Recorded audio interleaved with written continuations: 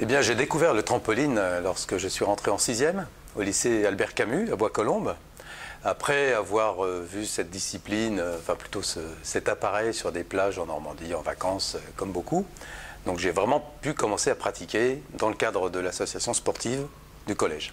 C'est là où j'ai rencontré Michel Rouquette, qui s'occupait lui-même de cette discipline dans le cadre du collège et qui avait aussi qui commençait à créer son club à côté de ça, avec entre autres Jean-Michel Bataillon, Véronique Richer, Gilles Lebris, Philippe Aubry. Voilà. Et donc petit à petit, on a découvert que j'avais des qualités pour la pratique du trampoline, alors que je venais du rugby, qui est un sport complètement différent, qui n'a rien à voir, mais des capacités physiques et puis une envie de progresser dans le trampo. Et du coup, Michel m'a proposé, au bout de quelques mois, d'intégrer le club. Les entraînements avaient lieu dans un premier temps à Neuilly-sur-Seine, et puis par la suite, Michel a réussi à obtenir l'autorisation donc de s'entraîner plus régulièrement dans le gymnase du lycée Albert Camus, sous l'égide du club de Bois-Colombes Sport. À partir de là, on a commencé à progresser, mais bon, sans avoir une technique vraiment à proprement dit. On cherchait un petit peu. C'était les débuts de ce sport, quand même, malgré tout, en France. Michel était prof de gym, mais n'était pas non plus encore spécialiste tel qu'il a pu le devenir par la suite dans la pratique du trampoline. Donc on a cherché un petit peu où aller trouver des techniques pour progresser. Et c'est arrivé lors d'un stage d'été que nous avions organisé à Seillac, près des Châteaux de la Loire, dans la région des Châteaux de la Loire, où nous avons découvert Paul Luxon, enfin découvert. En fait, c'était Paul Luxon, le champion du monde de l'époque, que nous avions invité. Et nous sommes entraînés avec lui, et tout de suite, sa technique est apparue comme une technique parfaite, quasiment parfaite, sur laquelle nous avons travaillé et qui nous a aidé à progresser aussi vite et à obtenir les résultats qu'on connaît par la suite. Michel Rouquette était un entraîneur très très proche de ses sportifs, de son équipe. Parfois, on peut le dire, un petit peu trop proche, qui s'immisçait de temps en temps dans notre vie personnelle, familiale. Mais heureusement, nos parents adhéraient à ce système et l'ont laissé faire. Et heureusement, parce que de toute façon, il fallait qu'il y ait cette rigueur et que Michel nous surveille pour ne pas nous laisser faire n'importe quoi. De façon à ce que nous gardions la forme, le mental, et qu'on puisse s'entraîner, tout en restant concentré sur ce qu'on faisait, pas s'éparpiller. Voilà, donc Michel a été quelqu'un vraiment de très très proche de nous pendant toute cette période. Il y avait aussi d'autres personnes, évidemment, qui encadraient cette naissance, cet essor de la future équipe de France de trampoline, notamment Pierre Blois, qui lui était quelqu'un, plutôt le technicien de cette équipe, surtout sur le plan biomécanique, suite au progrès que nous avons fait grâce à la technique Luxon. On s'est rapproché de cette technique sur des travaux un peu plus photographiques, étudiés de la part d'un technicien de l'ENSEP, de l'école de l'ENSEP, qui était Pierre Blois. On a fait des séances de chronophotographie, je me souviens très bien, à l'INSEP, avec Jean-Michel, Gilles, moi-même, qui nous permettaient d'étudier les mouvements phase par phase. Et ça nous a beaucoup aidé aussi dans notre progression, à nous corriger nous-mêmes, mais aussi à étudier ces mouvements et puis rectifier ce qui n'allait pas. Et, avec Pierre, avec Michel, nous avons travaillé pendant un certain temps sur ces techniques qui nous ont aidés à évoluer. Donc il y a eu ce film qui reste une première, je pense, dans les films tournés sur le trampoline, sur la technique et sur le sport en tant que tel qui est le trampoline. Donc c'est Tison Vol, qui a été tourné en 1975 à l'Agora d'Evry, avec une équipe d'amateurs, même si on avait déjà un certain niveau en trampoline, puisqu'il y avait eu quand même quelques titres auparavant. Donc entre Michel, Pierre Blois, moi-même, Patrice Kerjean, qui était quelqu'un qui était autour de nous, qui était aussi un trampoliniste, qui avait lui apporté les moyens techniques. Et on avait préparé ce film très sérieusement, on fait notre mise en scène, voilà, pour que ce soit un film intéressant sur le plan esthétique, mais aussi technique, d'où des vues du plafond, des vues prises par-dessus avec des ralentis qui restent encore de très bonne qualité, même aujourd'hui. Bon, après avoir participé à des compétitions sur le plan national, lors desquelles je n'ai pas eu trop de bons résultats, on arrive assez vite en 1973, les championnats d'Europe, les premiers championnats d'Europe auxquels je participe, à Édimbourg, donc en Écosse. Participation de grosses équipes comme les Russes, donc, que nous redoutions un petit peu, les Allemands, les Suisses. Il y avait aussi quelques Anglais encore. Paul, lui, ne participait pas. Il avait déjà arrêté suite à son titre de champion du monde en 72 à Stuttgart. Donc, voilà, résultat, bon résultat, championnat d'Europe 73, puisque je gagne devant les Russes, à la grande surprise de tout le monde. Et c'est le début d'une vraie carrière de haut niveau qui commence à ce moment-là. Après, assez vite, on arrive à 1974, championnat du monde à Johannesburg en Afrique du Sud. Déjà, c'était un voyage intéressant, le fait d'aller en Afrique du Sud. C'était encore l'apartheid. Il y avait un petit peu d'appréhension par rapport à tout ça quand même. Mais arrivé sur place, tout s'est très bien passé, un accueil super. Et des championnats du monde qui avaient lieu dans une salle qui n'était pas vraiment un gymnase, c'était plutôt un hall d'exposition qui avait été aménagé donc pour la manifestation. Une ambiance quand même particulière parce que, bon, comme je l'ai dit à l'instant, c'était encore sous le régime de l'apartheid, donc il n'y avait pas de gens de couleur, sauf dans cette salle, sauf une fille qui était une des compétitrices de l'équipe américaine, Alexandra Nicholson. J'arrive en finale.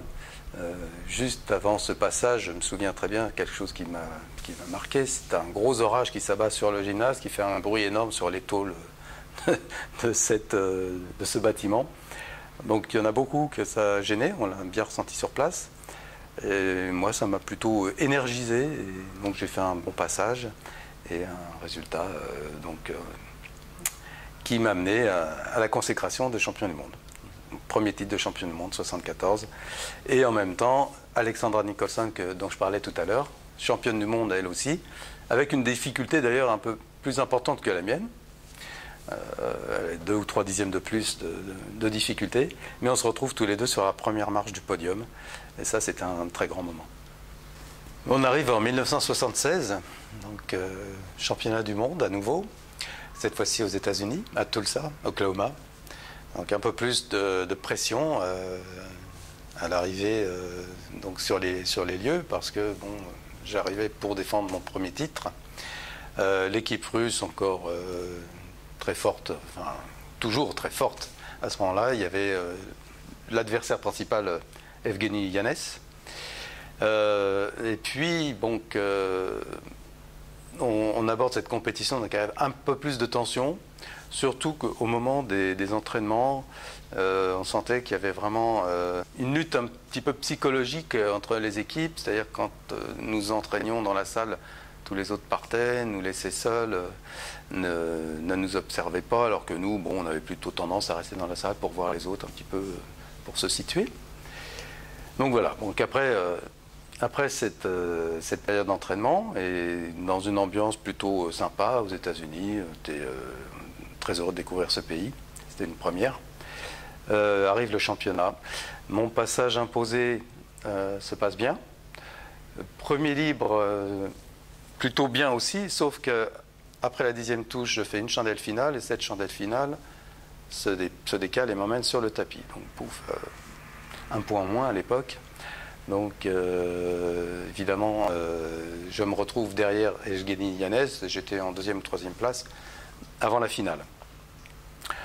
Donc en fait, ça m'a pénalisé au niveau des points, mais ça m'a, je pense, certainement rendu service sur le plan psychologique. Je me suis senti un peu plus détendu, moins de pression, effectivement, quand tu n'es pas premier, moins de pression pour le dernier passage en finale.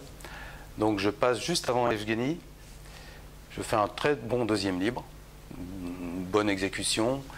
Donc on attend le passage d'Evgueni qui lui par contre était un peu plus tendu, a réalisé son exercice un peu moins bien que le premier. Et en fait, il finit quand même son libre. Le résultat est assez étonnant, puisqu'on finit ex aequo, et c'est la première fois, et je crois que depuis c'est resté la seule fois. Entre les deux titres de champion du monde, 1975 qui reste une année marquée par cette fameuse chute lors d'une émission de télévision, Bouvard en liberté, à laquelle nous étions invités pour faire une démonstration sur le plateau Studio 101 de la Maison de la Radio, en direct. C'était donc un vrai direct, un vendredi soir. Et petite préparation, parce que c'était un passage rapide entre deux chansons, dont une nouvelle chantée par Gérard Lenormand. Je monte sur le trampoline, je commence à sauter, un peu stressé, et surtout du fait qu'il n'y avait pas de tapis de parade, parce que nous n'avions pas la place de les mettre, ni trop le temps d'installer tout ça correctement. Donc je fais un passage pas très difficile, pas très compliqué, mais un relâchement musculaire dans la toile qui me projette en dehors du trampoline. Et j'arrive au sol comme une masse avec un bruit effrayant apparemment, d'après les témoins de la scène. Et donc je perds conscience, mais les secours arrivent très vite sur le plateau. En même temps, Monsieur Bouvard enchaîne, et il le fait très bien d'une façon très professionnelle, pendant que les pompiers sont en train d'essayer de me ranimer sur le parquet, et lui enchaîne dans son émission avec Gérard Lenormand qui doit chanter cette nouvelle chanson juste après moi, juste après cette chute. Et lui, par contre, a eu beaucoup de mal, mais il a réussi à enchaîner malgré tout. Je crois qu'il s'en souvient encore, il s'en souviendra très longtemps, comme tous ceux qui ont assisté à la scène. Donc par la suite, je suis transporté à l'hôpital Ambroise Paré, à Neuilly. On me laisse quelques temps pour récupérer, et le lendemain, je crois que c'était le lendemain en tout cas, la visite de Bernard Hamon, accompagné de Philippe Bouvard. Je me souviens que Gérard Lenormand était venu me voir aussi, et tout ce petit monde était aussi accompagné de Madame Simone Veil, qui était secrétaire d'État à la jeunesse et au sport à l'époque.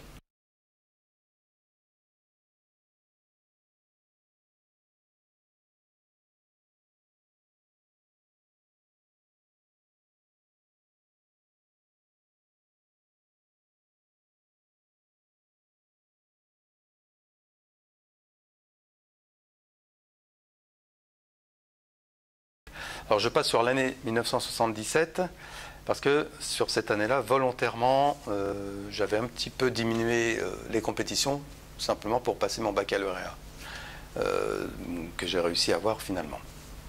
Donc 1978, Newcastle, Australie, tentative du 3e titre de champion du monde, donc un petit peu de pression sur tout le monde. Lorsqu'on aborde les premiers entraînements, c'était l'occasion de découvrir les premiers trampolines avec des toiles quart de inch. On a mis quelques jours avant de s'y accommoder, comme tous les autres compétiteurs d'ailleurs, à tel point que on les utilisait tellement bien qu'on arrivait pratiquement, enfin très près du sol, en fin de course, dans la toile.